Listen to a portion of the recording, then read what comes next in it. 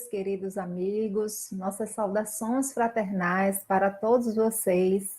Sejam muito bem-vindos a mais uma preleção doutrinária da Fraternidade Espírita Irmã Sheila. E antes de começar as nossas considerações, convido a todos vocês a nos unirmos num único pensamento. Vamos orar. Querido amigo Jesus, mestre e companheiro de todas as horas, aqui nos encontramos reunidos em teu nome, rogando pela tua assistência fraternal.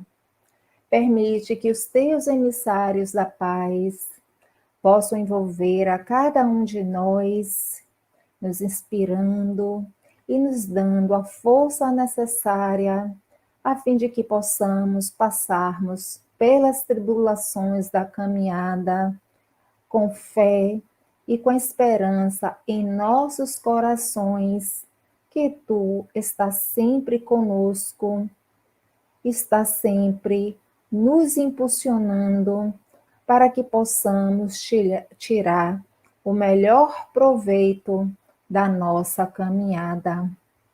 E em teu nome, querido amigo, em nome de Deus, e sobre a assistência fraterna dos espíritos que coordenam o departamento doutrinário, é que damos por iniciada a nossa preleção da tarde de hoje, rogando que nos abençoe, nos envolva e nos dê a tua paz hoje e sempre, que assim seja.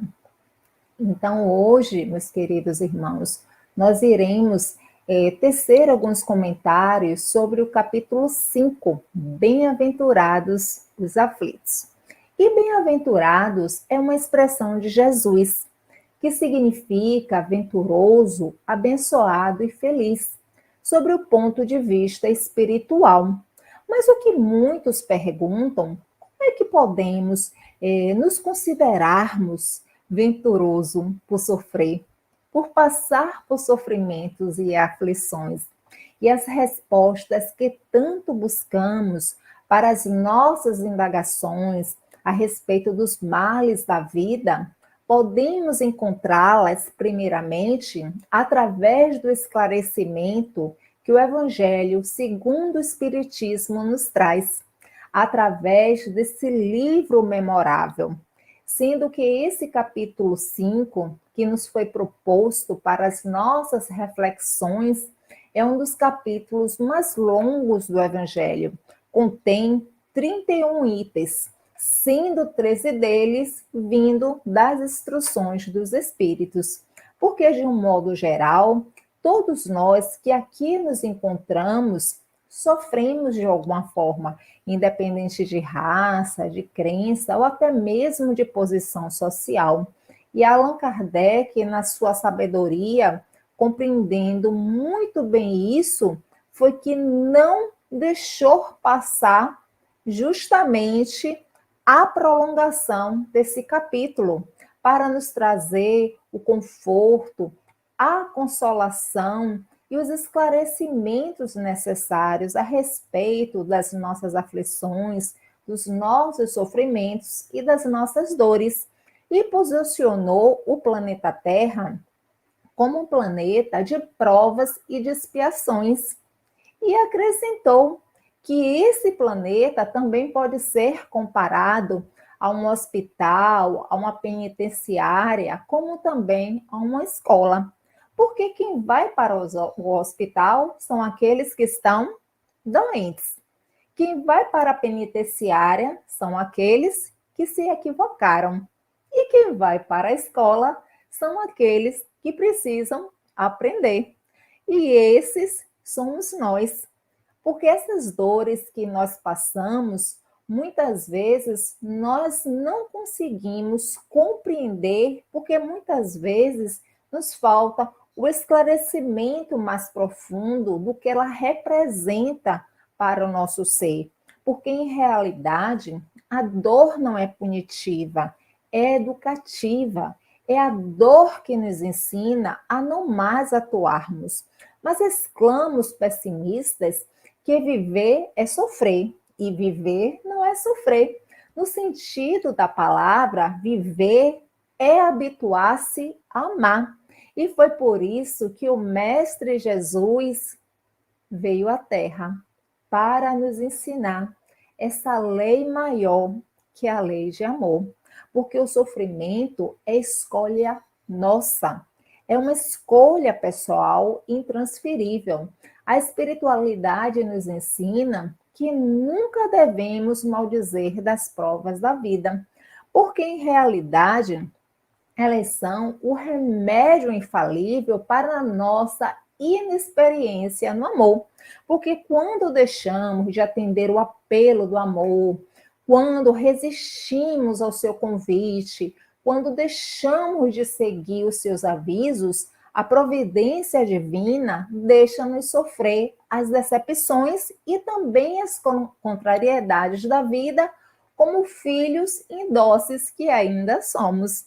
E daí então é que passamos a compreender que a desventura é a melhor escola para reeducarmos a nossa alma. Porque os nossos desafios são morais, psicológicos e espirituais. E o nosso maior desafio é enfrentar e vencer a nós mesmos. Estamos muito acostumados a vibrações fortes, mas em algum momento iremos evoluir sem o sofrimento, entendendo que ele não é apenas o nosso convite, pois existem espíritos tão rebeldes que a única opção para se melhorar são as dores. E às vezes vemos pessoas que passam por sofrimentos dantescos e mesmo assim ainda continuam com os mesmos comportamentos equivocados, porque são espíritos ainda muito densos.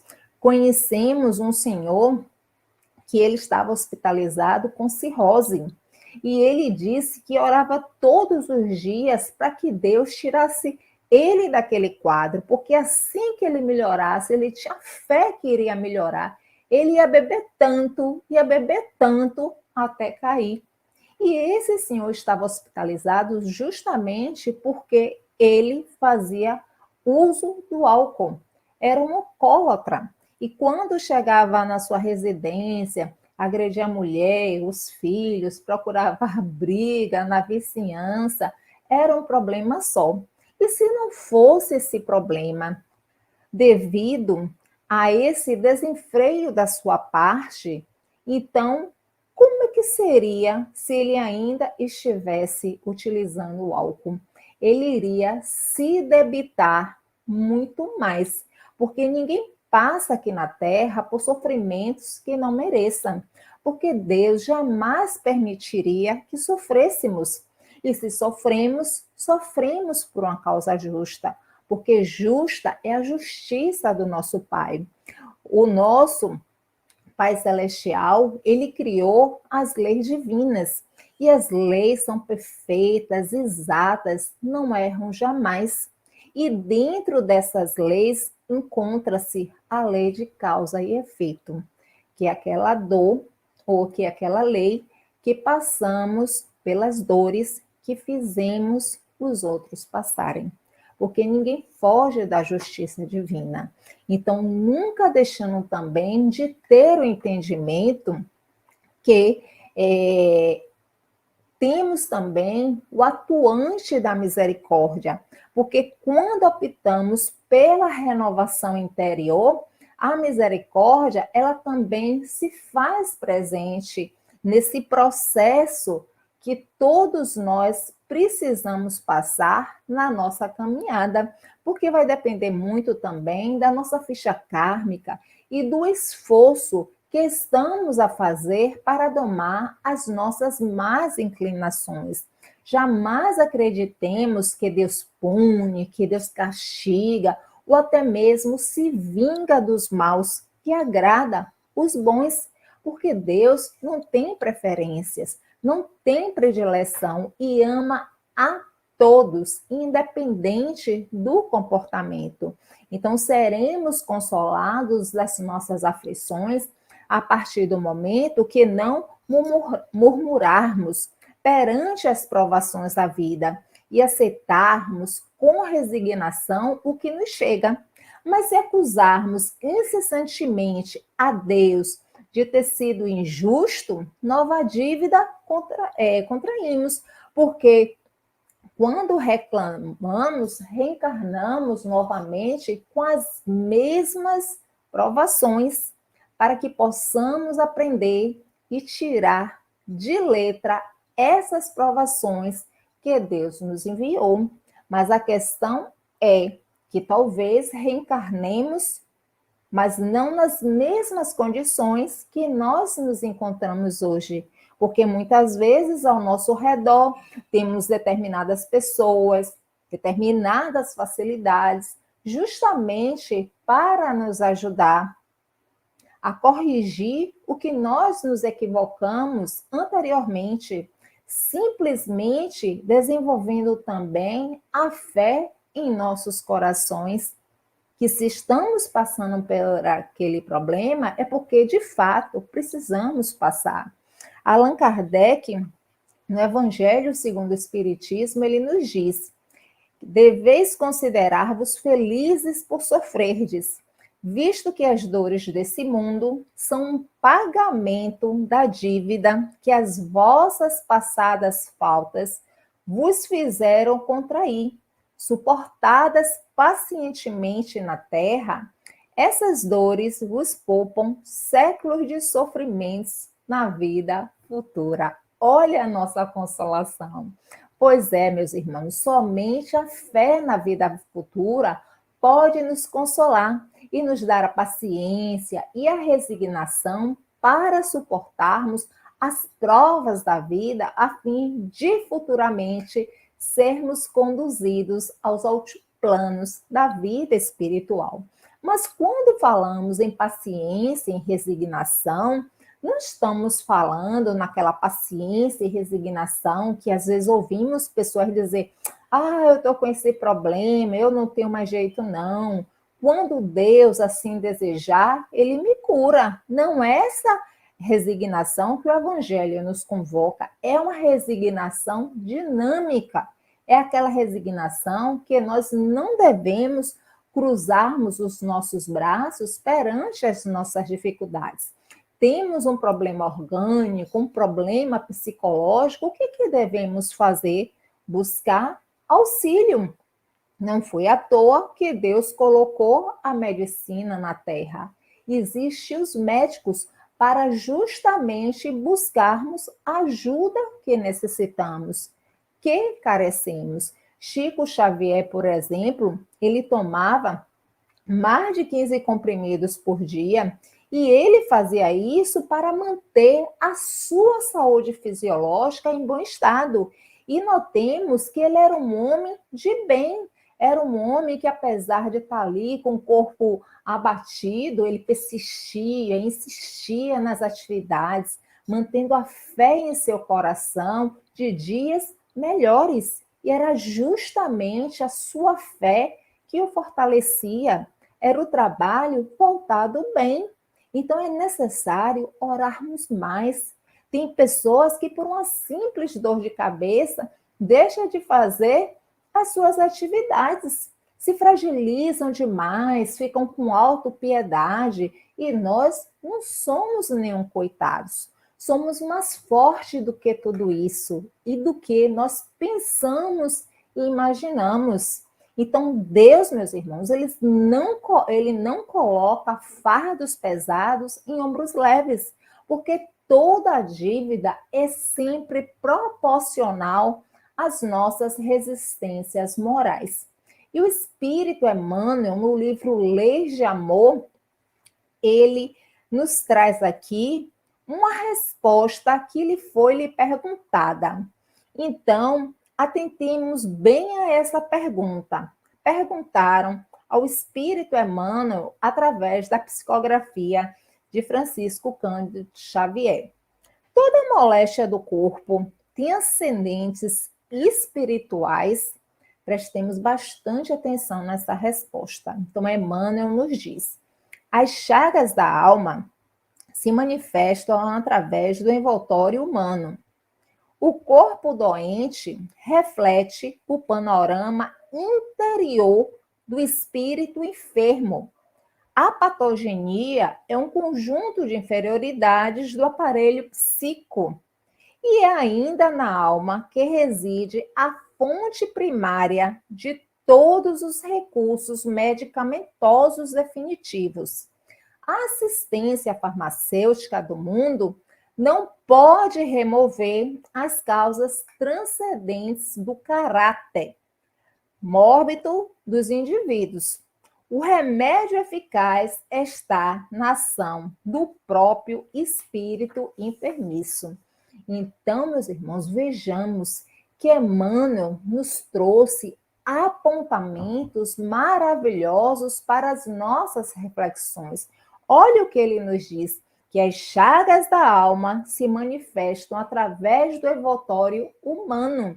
Então, isso quer dizer que nós não podemos, de forma nenhuma, descuidarmos da nossa alma, porque o corpo é o instrumento da alma.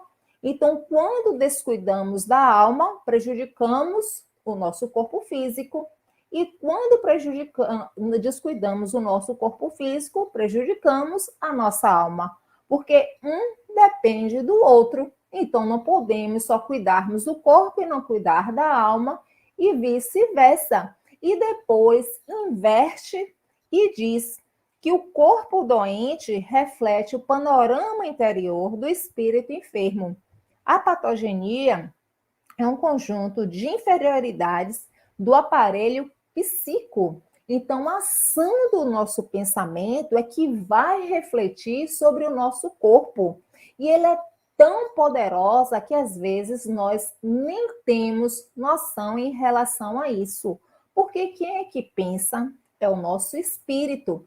Então, quando pensamos, quando o nosso espírito está a pensar, ele transmite para o nosso cérebro, que é a sede física do nosso corpo, todos os implementos. Então, tudo isso é recambiado para o sistema nervoso central, para o sistema endócrino, que são recambiados também para as células. Então, toda vez quando nós nos permitimos emoções fortes, como medo, ciúme, agressividade e tantas outras inferioridades, isso provoca uma alta descarga de adrenalina na nossa corrente sanguínea, graças às glândulas suprarrenais. E com incessante repetição, ocorre as doenças, porque as nossas células, elas não foram preparadas para isso. E elas não aguentam um bombardeio incessante das nossas emoções desenfreadas. Então, isso tudo devido à desarmonia entre o espírito, a matéria, a emoção, a mente e o perispírito. E continua a nos dizer que é na alma que habita a fonte primária de todos os recursos medicamentosos definitivos. Ou seja, o que ele está querendo nos dizer? Que a cura está onde? Em nossas mãos.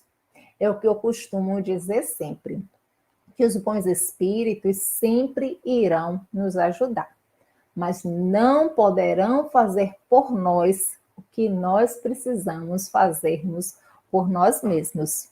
Inclusive, o espírito Joana de Anjos, no livro Autodescoberta, nos sugere como terapia conversarmos com as nossas imperfeições morais no momento das nossas meditações e envolvê-las em vibrações de amor, conversando com os nossos órgãos que estão enfermos, para que eles voltem a funcionar, para que eles voltem à normalidade. Então, isso são métodos de comando do eu espiritual superior. E a trocarmos sempre os pensamentos negativos pelos pensamentos saudáveis, pelos pensamentos positivos, e não permanecermos de forma nenhuma com os comportamentos ou com os pensamentos, desculpe, autodestrutivos, porque isso vai prejudicar tanto o nosso corpo quanto a nossa alma. E continuando com as pontuações de Emmanuel, ele é muito claro e diz: a assistência farmacêutica do mundo não pode remover as causas transcendentes do caráter mórbido dos indivíduos. Nós bem sabemos que quando a gente tem determinados problemas, nós precisamos dos químicos no organismo para poder nos ajudar. Mas só que muitas vezes nós percebemos o quê? Que aquele problema vai e volta. Então, aqueles químicos estão apenas funcionando como paliativos. A mesma coisa se dá quando temos determinados problemas espirituais e sabemos que estamos sob a injunção de determinados espíritos. Vamos ao centro espírita, tomamos o nosso passe, fazemos atendimento, começamos a nos cuidar. Aí depois que tudo melhora, o que muitas vezes pessoas fazem? Vão embora. Por isso, meus irmãos, é necessário nos autoconhecermos e verificarmos de fato o que precisa de melhora na nossa vida. Porque se nós não procurarmos introjetar na nossa mente dessa necessidade imperiosa, o que é que vai acontecer? Continuaremos por muito tempo ou muitas encarnações doentes e por muitas encarnações até mesmo obsediados. Porque os espíritos, eles vêm para o nosso campo vibratório devido às nossas imperfeições. Então, a espiritualidade doutrina aqueles espíritos, os acolhe, os ajudam, mas só que o problema, de fato, não foi resolvido. Por quê? Porque continuamos com aquele mesmo comportamento, sem enveredar por esse processo do autoconhecer-se para fazer a modificação que necessitamos. E depois disso, o que acontece? Vai vir outros espíritos que irão continuar a sintonizar com o nosso modo de nos comportarmos. Porque se não mudarmos o nosso pensamento, a nossa faixa vibratória, não chegaremos muito longe. Vamos ficar feito reclamões na vida, reclamando de tudo que nos acontece. Mas tudo acontece por quê? Porque nós nos permitimos tudo isso. Porque todo esforço que nós façamos para remover qualquer tipo de male e sem estudar de fato a causa que o desencadeou, só iremos conseguir dessa forma, o que eu falei há pouco foi o quê? Um paliativo, porque senão vamos ficar assim, transitando de uma para outra problemática, sem conseguir de fato a saúde real que tanto almejamos. E para finalizarmos a fala de Emmanuel, ele nos diz que o remédio eficaz está na ação do próprio espírito. Ou seja, somos nós que fazemos as nossas escolhas. Tudo depende de nós, do nosso querer, do que de fato escolhemos para nós. Certa feita, uma mulher olhou para o espelho e perguntou: espelho, quem eu sou? E o espelho respondeu: você é sua própria escolha. Então, viver com maior ou menor cota de sofrimentos e alegrias depende única e exclusivamente de nós mesmos. Isso porque, em todo o processo degenerativo, de aflição, o espírito em si mesmo é sempre o responsável, consciente ou não. E somente quando, de fato, nós optamos por nos harmonizarmos interiormente, é que conseguimos a conquista da paz. Porque as dores, elas anunciam que algo em nós não vai bem e precisam de melhora. Porque apesar de estarmos sempre querendo nos libertarmos da dor, ela também nos oferece a oportunidade de reflexão. Por isso, sempre que a dor nos chegar, sempre que bater a nossa porta, paremos um pouco e perguntemos ao Pai Celestial o que é que essa dor está querendo me mostrar que eu ainda não consegui perceber. E se voltarmos para o nosso interior, iremos perceber claramente o seu objetivo, que é o conhecimento de nós mesmos, justamente para a extirpação da nossa aflição. Havia um paralítico na cidade de Cafarnaum, situada às margens do lago de Genezaré, na Galileia, que se chamava Natanael. E esse homem, ele vivia em extrema miséria, tanto física quanto moral. E, em consequência, desamparado pela sociedade. Aguardava apenas a morte, que tardava para poder se libertar desse cárcere que tanto o atormentava. Mas, ao mesmo tempo, pensava em viver uma vida sadia, digna, de viver uma vida decente, de viver nobremente se voltasse a movimentar as pernas. E Natanael tinha ouvido falar de Jesus. E ao pensar no Cristo, sentia no íntimo que ele poderia curá-lo. E quando soube que Jesus encontrava-se em Cafarnaum, pediu aos poucos amigos que o levasse para a casa onde Jesus estava. E chegando lá, não pôde entrar. Tamanha era a multidão que aguardava que Jesus atendesse a cada um deles.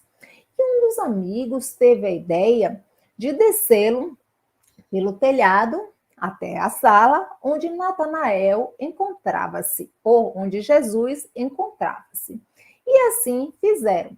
Rasgaram os ramos das palmeiras, as esteiras, as traves de segurança, até conseguirem uma abertura para passar o leito onde Natanael encontrava-se. Então desceram o leito atado pelas cordas. E chegando próximo a Jesus, Jesus pergunta: Natanael, ben Elias, crês que eu te posso curar? Sim, Senhor, creio. E de repente se espanta e pergunta: de repente, Senhor, conhece-me? Sabes o meu nome? Sim, Natanael, eu te conheço desde ontem. Eu sou bom pastor. Em razão disso, conheço nominalmente todas as ovelhas que o Pai a mim confiou. E Jesus exclama: teus pecados estão perdoados. E houve muitas murmurações de ódio naquele momento que o próprio Natanael se perturbou. E no pensamento, Natanael indagava: seria Jesus realmente capaz de perdoar os pecados? E no pensamento, Natanael ficou com aquela aflição e, de certa forma, se perturbou. E como se Jesus tivesse ouvido aquele secreto pensamento, ele fez uma provocação. Que é mais fácil, dizer ao paralítico: perdoados são os teus pecados, ou dizer: levanta-te e anda? E Jesus, voltando-se para Natanael, estendeu os braços e, alongando as mãos, fala imperioso: levanta-te, pega a tua cama e vai para casa. O homem pegou a cama, deu um grito e saiu correndo e dizendo: salve o Rabi. Só que à noite, quando Jesus buscava refazimento à beira do lago de Genezaré, Pedro o encontrou com os olhos imersos em lágrimas e pergunta: Rabi, estás chorando? De felicidade, suponho, depois de tantos acontecimentos felizes. E Jesus disse o seguinte: Trouxe aqui, inclusive essa história está no livro Primícias do Reino, do Espírito Amélia Rodrigues. Quem desejar conhecer a história em mais detalhes, porque eu contei sobre o calor da minha emoção, pode dar uma lida para ver as minúcias, que é uma história assim muito bonita, lirial, porque como nós sabemos, Amélia Rodrigues tem uma linguagem poética. E olha o que Jesus fala, meus irmãos. Choro sim, Simão, mas de tristeza. Choro porque nesse momento, muitos que hoje curei se encontram entregues a antigos vícios, recobrar o ânimo, a voz, a saúde, para se precipitarem outra vez nos despenhadeiros da insensatez. Não tardará que se vejam enredados em novos desequilíbrios, prejudicando dolorosamente suas próprias existências.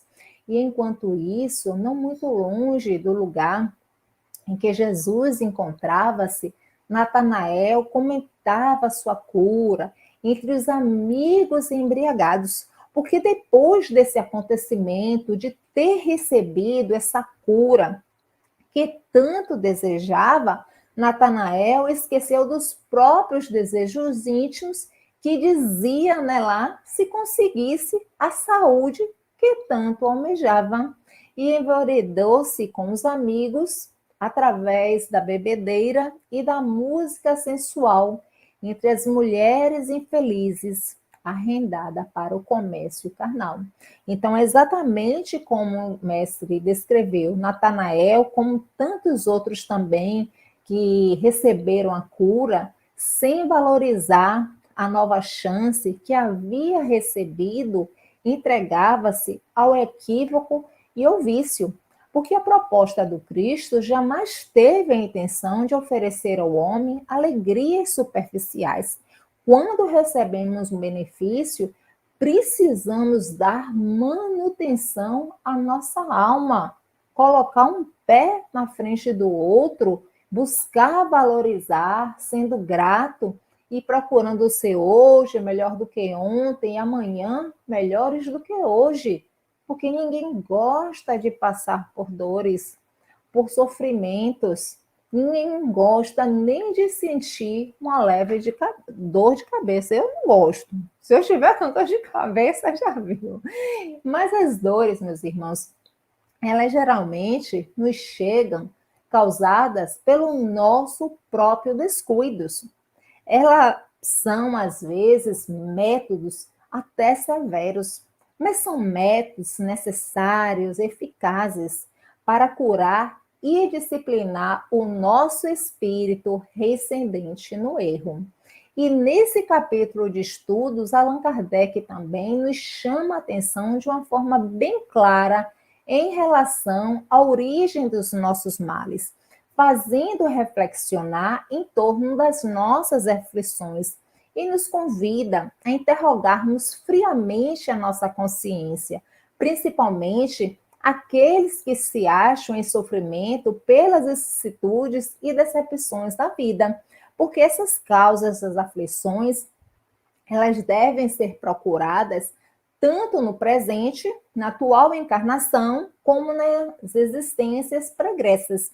E como falei anteriormente, devemos partir do princípio que elas são justas, porque se não pensarmos assim, poderemos cair no erro de jogar a culpa em Deus ou até mesmo nos outros, porque tudo que nos acontece tem um motivo, tem um quê e um porquê. Todo aquele que passa por aflições, em realidade, está se recuperando de quê? Das dores, que se equivocou anteriormente e veio a prejudicar aos outros e, em consequência, prejudicou a si mesmo, porque ninguém foge da justiça divina.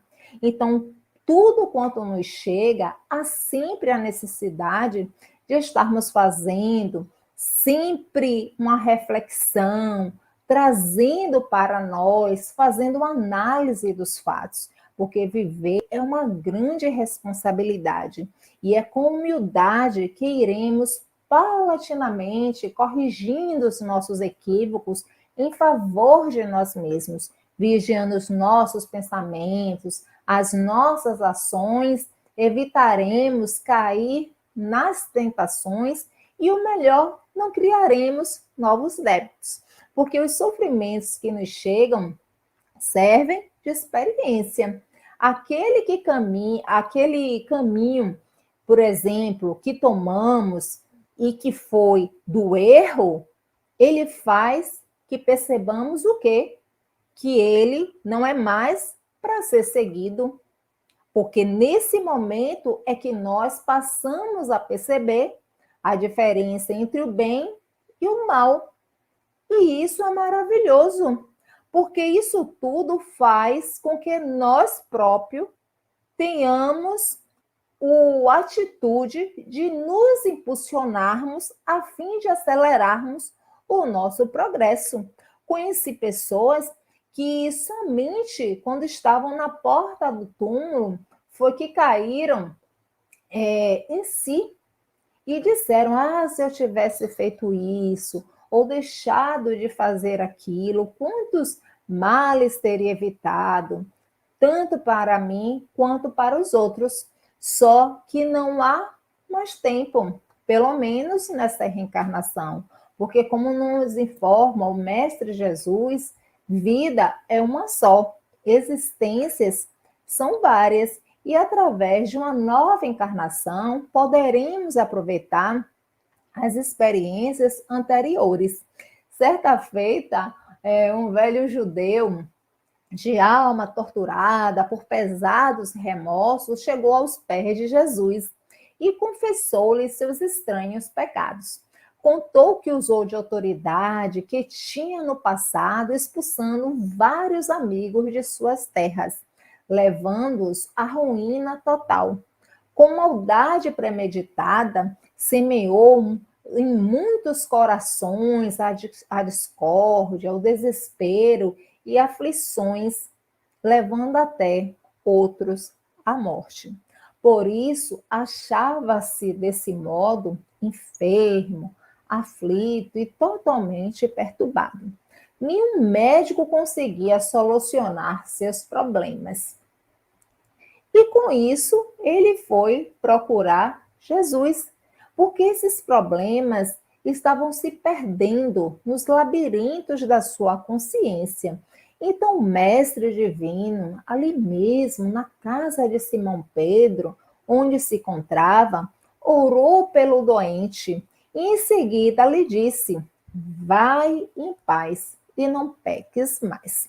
O ancião notou que uma onda nova lhe penetrava o corpo e sentiu naquele momento que estava curado e rendeu graças a Deus.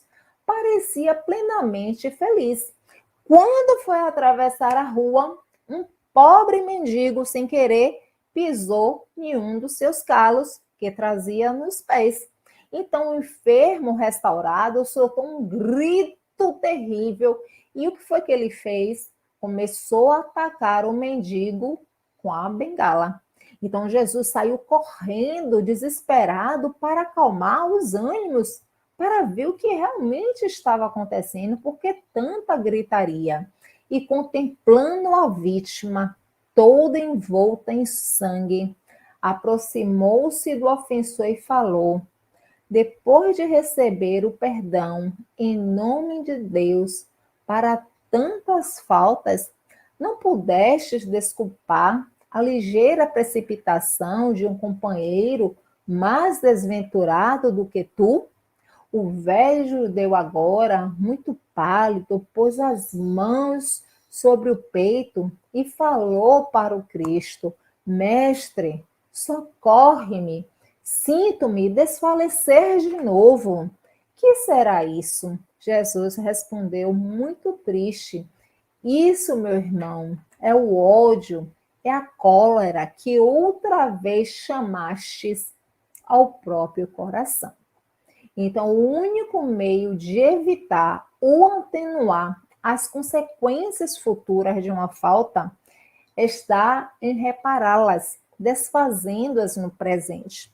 Allan Kardec, na questão 933 do Livro dos Espíritos, pergunta: assim como quase sempre é o homem o causador de seus sofrimentos materiais, também o será de seus sofrimentos morais? Olha o que os espíritos responderam. Mais ainda, porque os sofrimentos materiais algumas vezes independem da vontade, mas o orgulho ferido, a ambição frustrada, a ansiedade da avareza, a inveja, o ciúme, todas as paixões, numa palavra, são verdadeiras torturas da alma. E como estamos a perceber, por falta de paciência e de amor, muitos adquirem amarguras, perturbações e até mesmo enfermidades. Por essa questão é que o sofrimento ele funciona como uma espécie de educadário que nos disciplina e corrige, incentivando o nosso espírito para sempre seguirmos em frente, até que possamos nos depurarmos e escolhermos o amor como pauta do nosso bem viver. E o futuro no futuro deixarmos seguir de fato a luz do bem em nossos corações, que devemos continuar a trilhar nesse caminho, envolvendo a tudo isso para que ele se edifique de fato na intimidade do nosso ser. Porque ser feliz ou infeliz a curto ou longo prazo depende exclusivamente do nosso livre-arbítrio pessoal. Porque a opção de como agir é que irá nos libertar ou prender o nosso espírito ao sofrimento. E para nos auxiliar justamente nesse processo evolutivo, foi que o Pai Celestial nos concedeu o livre-arbítrio. Porque uma vez que temos a liberdade de pensar, temos também a liberdade de agir. Cada escolha que façamos, independente das nossas intenções ou até mesmo justificativas, acionam sempre a lei de causa e efeito em qualquer plano da vida, seja no físico ou no espiritual. O uso do livre-arbítrio são ações que provocam reações no tempo e no espaço. As boas escolhas produzem progresso espiritual, enquanto as escolhas infelizes geram sofrimentos dentro das leis de causa e efeito. E a segunda vicissitude são as causas anteriores das aflições, porque as dores são também o resultado das dívidas de ontem, mas nem sempre apresentam esses efeitos imediatamente. O Pai Celestial sempre aguarda o momento em que estamos mais fortalecidos para passarmos pelas provações. Quando não encontramos uma resposta satisfatória na atual encarnação, devemos sempre nos atermos ao nosso pretérito, porque os sofrimentos por causas anteriores são frequentemente como das causas atuais, a consequência natural da falta cometida. Quer dizer, que por uma justiça distributiva rigorosa, o homem suporta o que fez os outros sofrerem. Se foi duro e cruel, poderá ser a seu tempo tratado duramente e com desumanidade. Se foi orgulhoso, poderá nascer em uma condição humilhante. Se foi avarento, egoísta, ou se fez mau uso da fortuna, poderá ser privado do necessário. Se foi mau filho, poderá sofrer com os próprios filhos e assim por diante. Mas vai depender muito da nossa ficha espiritual. Somente o novo programa reencarnatório poderá adequar as coisas de acordo com as nossas necessidades de progresso, sempre levando em conta todo o bem que fizemos, porque mesmo tendo esquecimento do passado, percebamos através dos nossos sonhos e da nossa intuição que fica sempre uma lembrança. Mas existe aqueles que não aceitam de forma nenhuma as vicissitudes da vida. Se acham imerecedores. Muitos chegam até a exclamar: não sei o que foi que eu fiz para merecer tão triste sorte. Só que o nosso presente reflete o passado. Ah, mas eu não me lembro. Nem deve, porque nós, enquanto encarnados, uma vez sabendo do passado e sim o preparo necessário, a revelação iria ser causa de perturbação na nossa vida. E é por isso que o Pai Celestial, na sua misericórdia infinita, lança um véu sobre o nosso passado, nos dando prova do seu amor divino. E muitas vezes é o próprio espírito que pede para reencarnar com determinados sofrimentos para acelerar seu progresso. Por isso que muitas vezes vemos pessoas sofrendo com uma resignação ímpar.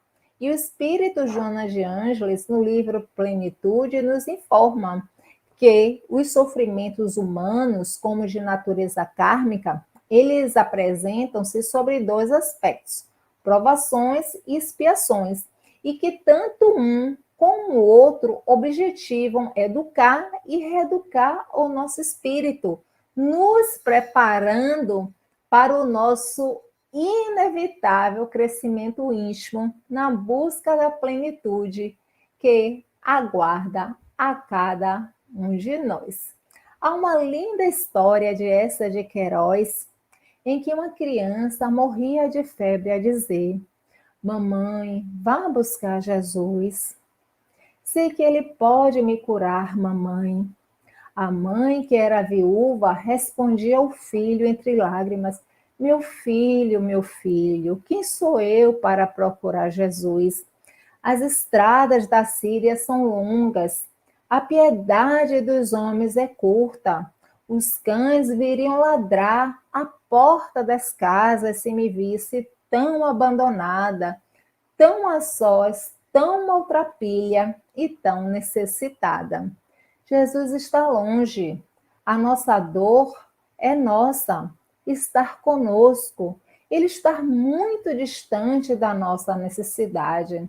Não posso te deixar a sós, meu filho, com essa febre, nesse dia terrível, para procurar um homem que ninguém encontra em lugar nenhum. A criança, com a espontaneidade e pureza da sua vida infantil, insistiu: ah, mamãe, tenho certeza de que se Jesus viesse aqui, eu ficaria bom. Ouvi falar a respeito dele ali na fonte e que ele tocou a cabeça de um doente que suplicava: eu quero ficar bom. E o doente sarou. Ah, mamãe, vá procurar Jesus. A mãe abriu a janela e o dia estuava. Ela respondeu: como poderei, meu filho, me passar aqui os exércitos de Amós, procurando Jesus de porta em porta para atender ao seu filho? E ninguém sabia onde ele estava. Oreb é rico e tem escravos. Mandou procurar Jesus em toda parte e ninguém o encontra. Por que queres que te deixes a sós para procurar um mito que não irei encontrar? O menino cerrou os olhos, tremendo de frio, na febre, e ainda pôde balbuciar baixinho: mamãe, eu queria tanto ver Jesus. Ela ajoelhou-se ao seu lado na cama, tocou a cabeça empapada de suor do filhinho, não disse mais nada. Foi nesse momento que a porta se abriu vagarosamente. Uma voz abençoada como um canto encheu vagarosamente a sala. Uma claridade luminosa apagou toda a sombra. Aquela voz cantora desvelou-se. Eu estou aqui. Era Jesus. Então, meus irmãos, a vida de todos nós há um momento que só Jesus serve. Desistir nunca, persistir sempre. Esse é o segredo da felicidade. Muita paz para todos. Vamos orarmos no silêncio dos nossos corações, a oração tão simples e tão sigela que o nosso Mestre Jesus nos ensinou. Pai nosso que estais nos céus, santificado seja o vosso nome. Venha a nós o vosso reino. Seja feita a vossa vontade, assim na terra como nos céus.